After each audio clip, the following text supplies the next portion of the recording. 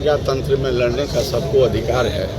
हम किसी के बारे में कुछ नहीं कहेंगे, हम किसी का एक लाइन शिकायत भी नहीं कर सकते। इसलिए ये इलेक्शन का जो प्रोटोकॉल है उसमें किसी के बारे में कहना क्या है।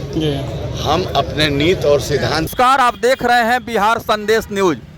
रमजानुल मुबारक के मुकद्दस महीने में जगह जगह दावते इफ्तार का आयोजन हो रहा है। आज सिवान के लक्ष्मीपुर इस्लामिया नगर में वार्ड पार्षद आजम अली के तरफ से दावते इफ्तार का आयोजन किया गया।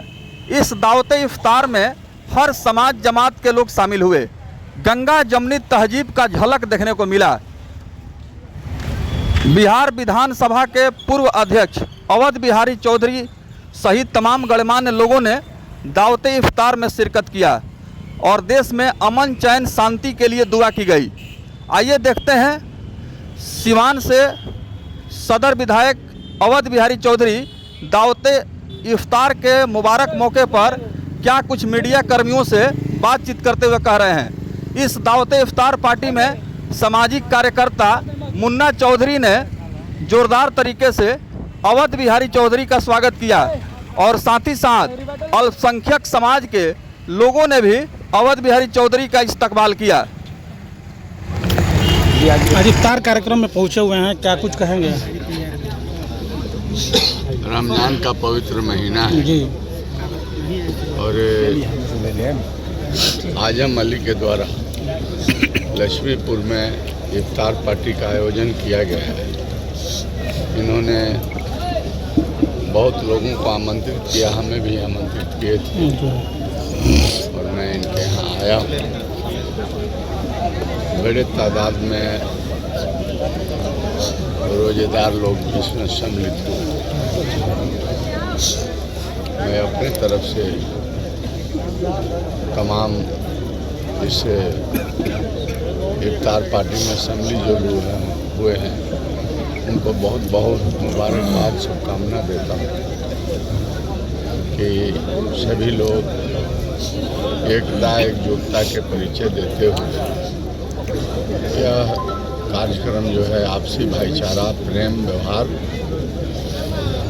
का सीख पढ़ाता है और हम तमाम लोग एक रहे, एकजुट रहे और शांति के लिए, सद्भावना के, भाईचारा के लिए हम काम करते रहे।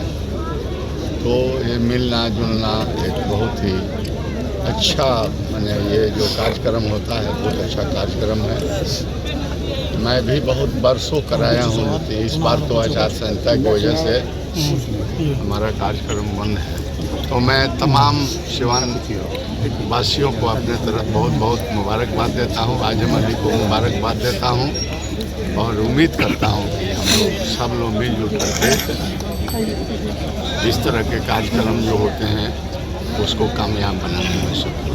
पिछले कई दिनों से आपके नाम को लेकर चर्चा चल रहा था, लोकसभा चुनाव लड़ने के लिए सिवान से आपका टिकट फाइनल हो गया, क्या कहेंगे इस पे? अब तो पुराना हो गया है जी। आज जनता दर्शन भी आप किए थे, प्रणाम सलाम। पुराना हो गया जी।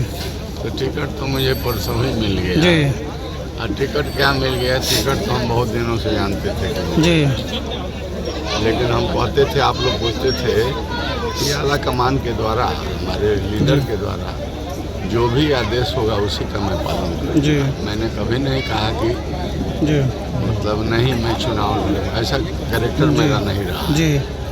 तो टिकट मुझे मिला है और आज से मैं क्षेत्र का भी, सिवान प्रखंड के बहुत सारे गाँवों का मैं, बाजारों का मैं भ्रमण किया हूँ।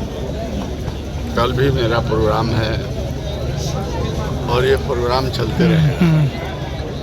लोगों को मैं प्रणाम सलाम कर रहा हूँ और लोगों से कहता हूँ कि आप लोगों से आशीर्वाद मांगने आया हूँ और मैदान में जितने प्रत्याशी लोग आए हुए हैं आप लोग एक बार आकलन कर लीजिए और आपके आकलन में अगर मैं भी सही उतरता हूँ तो मुझे आशीर्वाद दीजिए। मैं लोकसभा में जा कर के और सिवान के सभी समस्याओं को पुरजोर उठाऊंगा। आवाज़ पार्लियामेंट में सिवान का नहीं दबेगा, बल्कि आवाज़ को काफ़ी बुलंदी के साथ सबों के हित में उठाने का मैं काम करूँगा। इसलिए एक तरफ रमेश सिंह कुशवाहा की पत्नी और एक तरफ शहाबुद्दीन साहब की पत्नी, क्या लग रहा है, कितना टफ वो लड़ाई हमें है? किसी से कोई मतलब नहीं है। जी हमको इंडिया गठबंधन ने टिकट दिया है।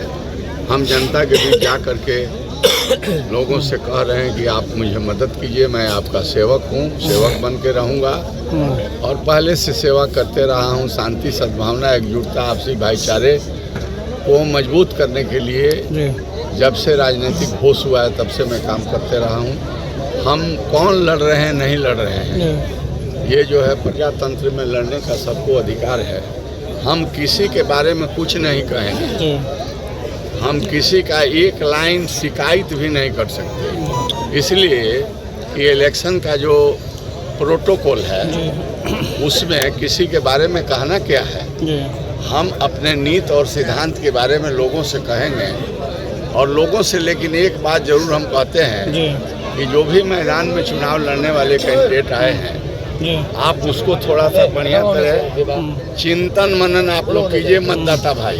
जी और लगता है कि मेरे अंदर क्षमता है कि मैं तमाम समाज के सभी वर्ग के भाई को बिटोर करके मैं सीवान के चौमुखी विकास कर सकूं और सबके दुख सुख में सम्मिलित हो सकूं। अगर ऐसा हम में गुण आप पाते हैं सीवान जिला के सभी वर्ग के मतदाता बंधु, चाहे शहर हो देहात हो, तो मुझे एक बार आप आशीर्वाद दीजिए। मैं नेता बन करके नहीं, आपके सेवक बन कर काम। आप जहाँ आपसी एकता और सौहार्द की बात कर रहे हैं, दूसरी तरफ बीजेपी लगातार ये दावा कर रही है कि 400 सीट इस बार लेके आएंगे। देखिए जी अब इसी को तो सोचना है जी कि वो लोग 400 से ऊपर क्यों मांग रहे हैं, 400 से ऊपर क्यों मांग रहे हैं। तो मीडिया के भाइयों से भी कहेंगे और तमाम सीवान वासियों से, बिहार वासियों से कहेंगे कि उनके मन में इतना ज़बरदस्त काला है, वो कुछ नया करने के तैयारी किए हुए हैं, इसीलिए वो 400 से ऊपर मांग रहे हैं। लेकिन समाजवादी विचारधारा के लोग हैं और बिहार में, इस देश में लालू प्रसाद यादव मरा नहीं है, आज भी जिंदा है और उनका पुत्र तेजस्वी प्रसाद यादव आज भी पूरी निगाह लगा करके बैठा हुआ है। हर दृष्टिकोण, हर चीज़ पर उनकी दृष्टि है। इसलिए इसको गंभीरता से तो मैं कहूँगा कि भाई 400 से ऊपर मांग रहा है, तो जितने लोग हैं वो गंभीरता से सोचे कि काहे को मांग रहा है, पेट्रोल डीजल 400 वो काहे को मांग रहा है, इसको सोचिए, काहे को मांग रहा है इसको सोचिए।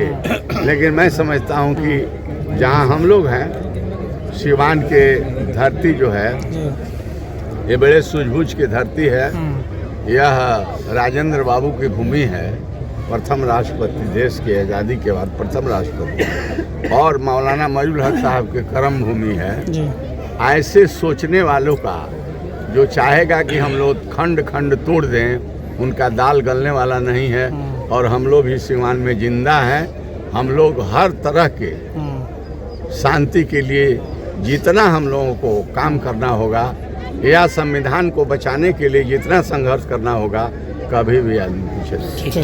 सर एक सवाल, चूंकि ये आयोजन इफ्तार पार्टी का है और आजम जी वार्ड पार्षद भी हैं और आपके दल के नेता भी हैं, ये आयोजन के बारे में क्या कहेंगे, चूंकि इस तरह का आयोजन करते रहते हैं? मैंने तो इनको बधाई दिया जी जी, ये आपने बहुत अच्छा काम किया और काफ़ी लोगों को आपने इनवाइट किया है, लोग आए हुए हैं। आजम जी को तो बधाई देना है, तो वार्ड कमिश्नर भी है। जी जी, लेकिन ये तो इसको इफ्तार पार्टी को कभी पॉलिटिकल रूप नहीं देना चाहिए। ये हमारा हर एक साल ये पॉलिटिकल नहीं है। अगर पॉलिटिकल को इसमें इन्वॉल्व कर देंगे तो इसका औचित्य जो है दिखाया जाता है, जो आज आपको देखने को मिला होगा। यहाँ पे हर कौम के लोग और हर तबके के लोग आए हुए थे। यही हम लोगों का ईमान है और यही हम लोगों की पहचान है। इसी के तरह हम लोग हर साल मनाते हैं और इसको बहुत भारी मात्रा में हम लोग इफ्तार पार्टी कराते हैं। क्या लग रहा है कितनी संख्या में लोगों का इंतजाम किया गया था आज? हम लोग लगभग 2000 लोगों का इंतजाम हम लोग करवाए थे। और बहुत अच्छे से सब लोग आया। अच्छा, क्या लग रहा है आज का जो माहौल है, देश का जो माहौल बना हुआ है, इस परिस्थिति में इस तरह के कार्यक्रम होने चाहिए? एकदम होना चाहिए। जी देखिए अभी जो देश का माहौल चल रहा है, आप समझ रहे हैं, आप लोग मीडिया बंधु के लोग हैं, आप लोग बखूबी समझ रहे हैं, लेकिन आप लोग मान लीजिए कुछ प्रॉब्लम है, नहीं दिखा सकते हैं या कोई बात है, आप लोगों को भी हर तरह के प्रॉब्लम होता है, तो आप लोग समझ सकते हैं और सब लोग समझ रहे हैं कि आजकल पॉइजन बोया जा रहा है समाज में। हम आप एक तरह हैं, सब चीज़ लोग सही है, फिर भी सब लोग अलग अलग रह रहे हैं। हम लोग क्या कर रहे हैं कि ये 2024 के बाद हम लोग 2029 में जब आएंगे तो वन नेशन वन इलेक्शन की बात करते हैं, लेकिन हम लोगों के जो भी युवा लोग हैं और जो भी हमारे समाज में रहने वाले लोग हैं वो बोलते हैं कि वन नेशन और वन एजुकेशन की बात कीजिए, वन नेशन और वन हेल्थ की बात कीजिए कि हर आदमी को एक जैसा इलाज चाहिए, हर आदमी को एक जैसा शिक्षा चाहिए, ऐसा बात होना चाहिए।